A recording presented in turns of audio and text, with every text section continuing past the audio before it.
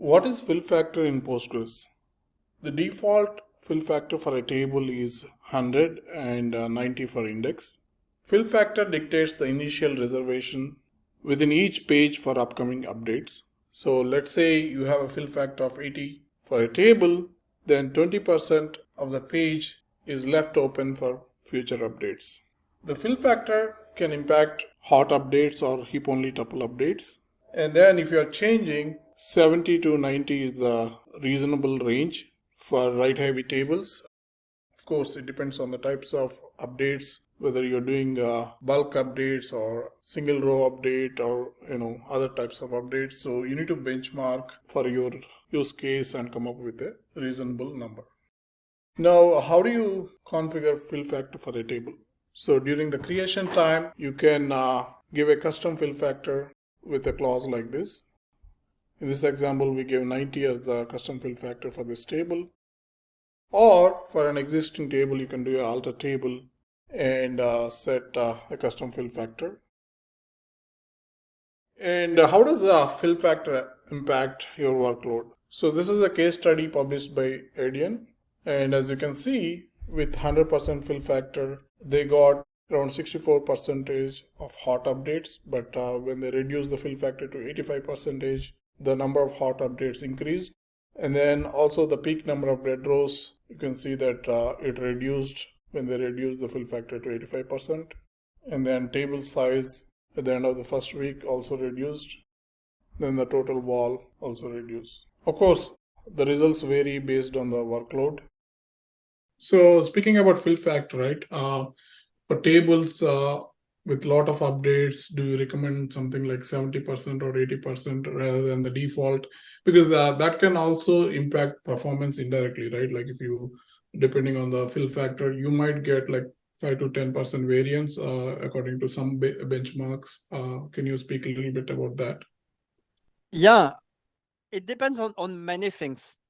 So it's good to think about the reason of it. The reason of setting a fill factor lower than 100% full, the reason is that if there is an update, the row can fit, so the new tuple can fit in the same block, which means that first you need to know if there are updates or not. There are some tables with no updates. If there are some updates, then you need to think about the size of the row, and that really depends. There are applications where a row is 50 bytes, and there are applications where a row is full of large columns.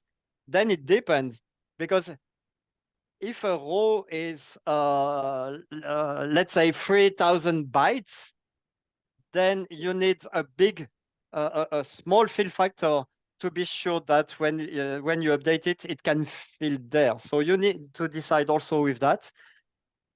Probably in your data model, you need to think about that. If you have this kind of table with many columns that can be large, maybe it's a good idea to split it into two tables.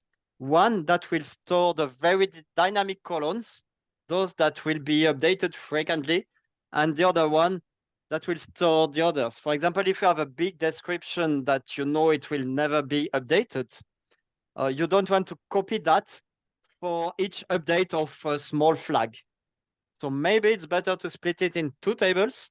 You pay the price of the join when you query it, but at least you have a very dynamic table with small rows and where you keep a fill factor so that it can be updated.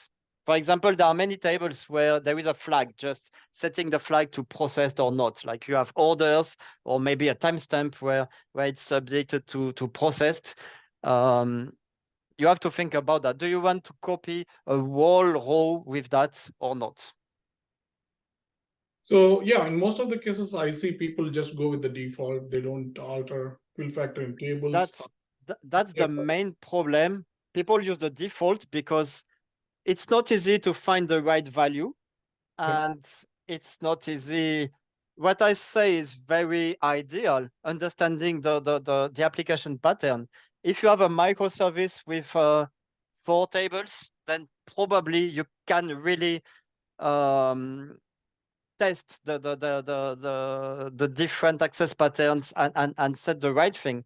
If you have an application with 1,000 tables, of course, you will not set a value differently for those tables. So people use the default, but maybe it's a good idea to use the default, but think about the specific tables. There are some tables that are not really friendly with relational databases default. Usually queuing tables, the tables where you put events and you delete them, or the tables where you have a flag that says processed.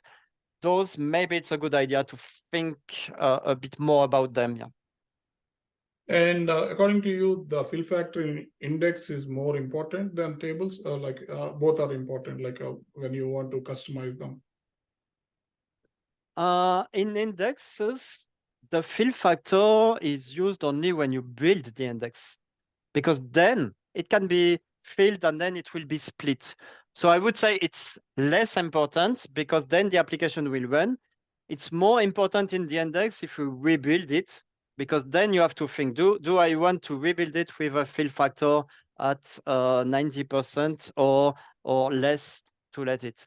On tables, yeah, it's more important, but you have to think about it. Also, what is difficult when you rebuild a table, for example, PG repack, then you have to think about the fill factor because it's different.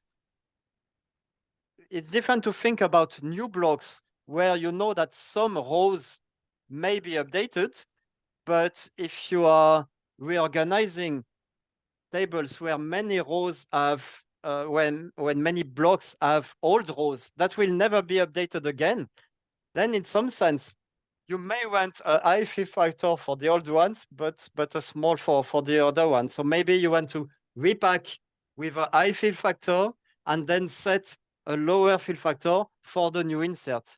But that's the theory, but I'm fully aware that this level of managing that is too much for current applications.